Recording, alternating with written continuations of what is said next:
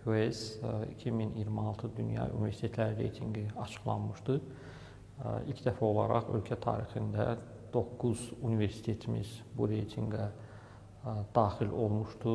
Azərbaycan Dövlət Neft Sənaye Universiteti də bu illəri keçən illə münasibətdə 312 pillə irəliləyərək, yəni bu ümumiyyətlə qlobalda ən çox irəliləmiş universitetlərdən biri kimi reytinqə daxil olmuşdur və 851-900 aralığında qərarlaşmışdır.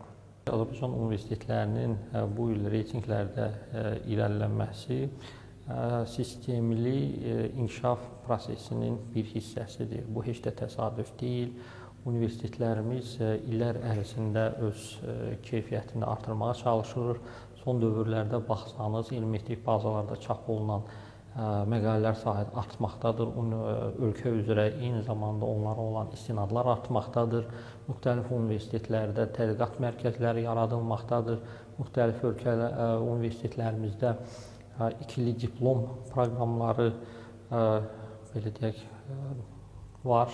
Bu illəri 9 universitetin reytinqə, dünya reytinqinə düşməsi heç də təsadüfi deyil. Çünki biz baxsaq, QS 25-ci ildə elə həmin o 9 universitet QS Avropa reytinqlərinə daxil olmuşdu. Ümumiyyətlə, QS dünya reytinqinə daxil olmaq üçün ilk növbədə regional belə deyək, reytinqə daxil olmaq lazımdır. Bu da bizim ölkə üçün Avropa reytinqidir. Yəni bizim universitetlərimiz Avropa universitetləri ilə bir belə deyək, region olaraq götürülür.